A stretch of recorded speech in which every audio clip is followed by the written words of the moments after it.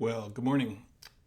You may or may not be well acquainted with the internal functions of the Southern Baptist Convention, what the convention or annual meeting actually means. And so I figured I'd just take a couple minutes and explain somewhat on this video. From June 15th to the 16th, the Southern Baptist Convention met down in Nashville, Tennessee, and they do a number of things while they have their meeting, but I figured I would just share six of the things that I think are important and maybe an example so that you have an understanding of why an annual meeting is important and what's decided. And there'll be some other videos that I'm going to make. I want to explain a couple of the decisions. One of the things that happens there is that they have a business meeting. This is considered the largest business meeting that takes place in the world. It operates under Robert's Rules of Order, which are parliamentary procedures. And so someone has to make a motion. They need to enroll messengers so that they know how many people can vote. They take votes when questions are too close to call from raised ballots. And so everything needs to be introduced in order. And many times, if people really know those rules, they're able to use them to get their way, and that's just part of the process.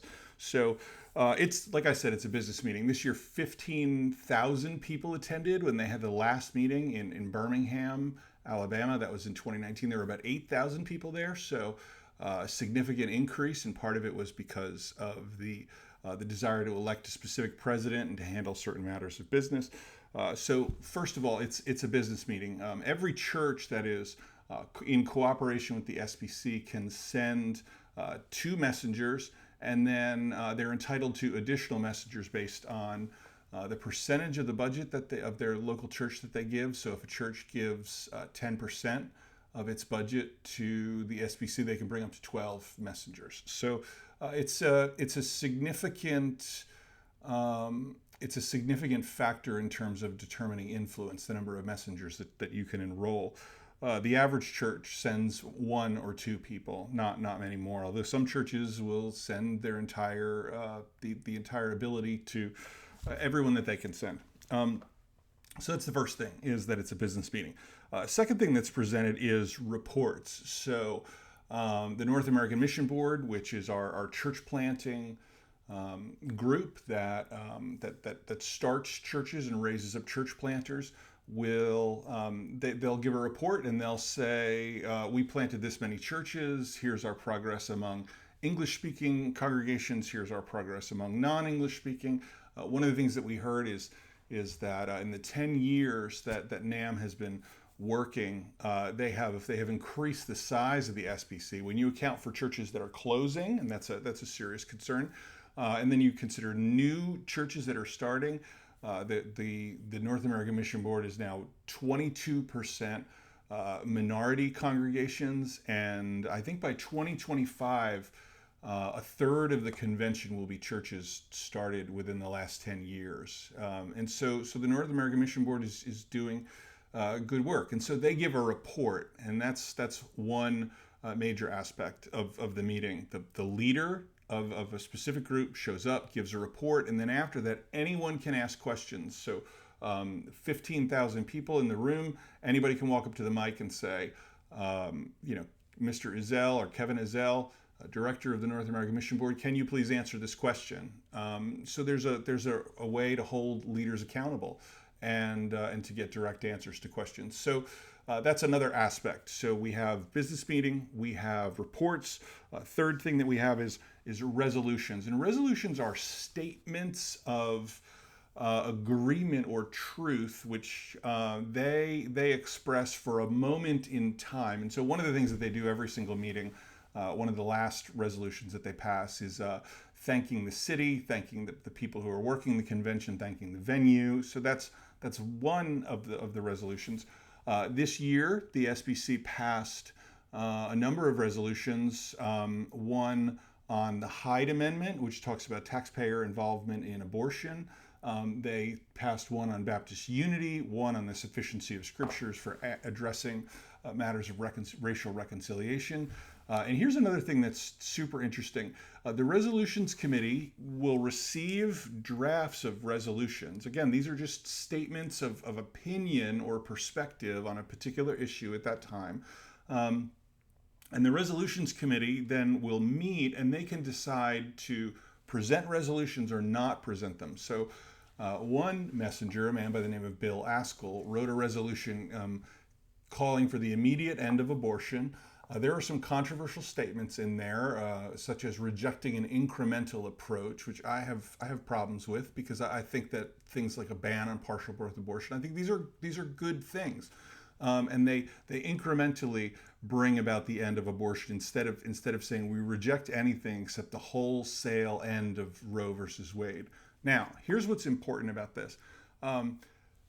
This pastor, Bill Askell, he was upset that his resolution wasn't passed because he felt this is important. And so he made an appeal to the resolutions committee that they bring the resolution out. And the resolutions committee said no, that they didn't feel it was appropriate. Now, here's what happens, and we'll talk about motions in just a moment. Oh, why don't we talk about motions now? Here's another. Let's just put a pin in the abortion resolution. So at the meeting, there are opportunities for new business, and anybody can go up to a microphone if they're a messenger, and they can say, "Hello, Mr. Chair, my name is so-and-so, and I'm a messenger from this church, and I move that we do this or do that." And so a motion, the meeting can agree that they submit a motion, and the idea then is that the convention, which is the assembled messengers and the leaders, that they have to take action based on that motion. So here's what happened. During new motions, following the rejection of his resolution, Pastor Bill went to the microphone and said, "I move that we bring this resolution out of committee and that we vote on it on the floor." And at that point, if there's disagreement, they go to a vote, and 2/3 of the messengers are required to override a decision of the committee. And they did that. They brought the resolution out. And there was a mild amendment to it, one that said that we reject a solely incremental approach. It's still a troublesome resolution. I'm going to talk about it some more in another video as I review some of these things. But the thing about motions is that the messengers very much have the power to control the direction of the convention if they word things in such a way that that a motion needs to go to a vote. And so, in some sense, the convention, right, is 49,000 churches which agree to cooperate together. We maintain 6 distinct entities in terms of seminaries. We have 6 seminaries, and then we have other entities like the Ethics and Religious Liberty Commission. We have the North American Mission Board, the International Mission Board. We have Guidestone, which used to be called the Annuity Board, that manages the health and retirement plan for SBC pastors and others who want to be part of it. We have Lifeway, which is our publishing arm, the Women's Missionary Union. So all of these organizations work for the churches. The executive committee, which runs the convention, is not over the churches, but instead serves the churches. And the messengers have the ability to change the direction of things. And so Lifeway came and said that they wanted to change the direction, a portion of the direction and nature of their ministry. Now, I don't particularly understand what the issue was. I was listening in and watching, but the messenger said no. They rejected that change. The executive committee, which is really the directing agency that coordinates activities between all the agencies and exercises oversight, while the convention's not in session, they submitted a business plan which would allow them to hold on to or escrow funds that are given to the convention. So when you put money in the offering and we pass money on to the Southern Baptist Convention, it goes into the cooperative program, which is a giant monetary pool. And then as those donations come in on a monthly basis, they're handed out to all the assorted entities that I talked about: North American Mission Board, International Mission Board, seminaries. The executive committee wanted the ability to escrow some of those funds and to hold on to them. And many of the messengers said, no, this will give the executive committee the ability to punish agencies and maybe even to manipulate them if they're not punishing them for doing something wrong. And so the messengers outright rejected this financial plan.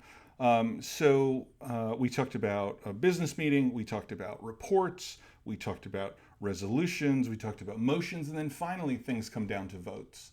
And votes are important. They take a vote, they vote by raised ballot, and sometimes it's clear to see what's going on in the room. It's very clear that a majority of the people want one side of the question or the other side of the question. They vote yes, they vote no. And so they can call it from the platform. If things look close, what they'll do is they'll call for a ballot vote, and so the recording secretary, I forget his name. The gentleman's name right now is Don Kearns. He'll come out, and I think he's the registration secretary. He's the one who counts the number of people that are registered to vote. He'll come out, he'll give an announcement of how many people are registered, and then he'll say, pull out a ballot. And generally it's not like, ballot 1, ballot 2, ballot 3. He'll say, pull out ballot 15, pull out ballot 5. So that reduces the ability of people who are outside the room to cheat. If you're outside of the room with your ballot book and there's an opportunity to vote, you're out of luck. So they'll vote yes or no on a question. He'll explain how to vote and be very clear, and then they'll collect them in buckets, go count them, and then they'll come back and they'll report the results of the vote. This very much is a way in which the messengers, the assembled people in the room, can exercise a check on denominational power, on the power of denominational leadership. So it very much is a kind of a representative democracy. So the final thing that takes place is that there are elections. You may or may not know this. Our president for the last 3 years has been a man by the name of J.D. Greer. He's a pastor of Summit Church in, I believe it's Raleigh-Durham area in North Carolina. And he was pastor for 3 years, which is not traditional. If you go way back to the founding of the convention, there are some people who served multiple years, but at some point they said, let's restrict it just to 2 years, 2 successive terms. So because of COVID, they canceled the annual meeting last year, and so JD got a 3rd year. He was held over. The runoff was between, the election was between 4 people, a regional director by the name of Randy Adams, another gentleman named Al Mohler, who's the president of Southern Seminary. Somebody nominated him. A pastor by the name of Ed Litton, who is considered they use the word moderate. He would not be considered ultra conservative, although he is conservative. That's the interesting thing about SBC pastors. Anybody who's within the SBC would be considered conservative. So Ed Litton was a candidate, and then a gentleman by the name of Mike Stone, who was an executive committee member, pastor from Georgia. And so they took a round of votes, and nobody received over 50% of the vote. And so they went to a runoff election. At that point, Dr. Mohler and Randy Adams were eliminated, and so it was a runoff between Ed Litton and Mike Stone, and the vote came down to a 566 vote margin, and Ed Litton won the presidency. The president has the ability to appoint certain people, appoint certain boards. He chairs the meeting, and so depending on what what the direction of the convention is at the time, if you want to make changes, if you want to go against the flow, it maybe it'll be a little more difficult if the president on the platform is unsympathetic to your position. But having a president means that the direction of the convention, it's easier to go certain directions and harder to go in others. I believe Ed Litton is a good man. He believes the scriptures. He believes strongly in racial reconciliation. He's a church planter. He was a widower. Wife died in a car accident. He remarried a woman whose husband also died in a car accident. And the two of them, they do extensive work in marriage work. They do grief-related work. Good folks. And so I'm glad to see him in the presidency at this point.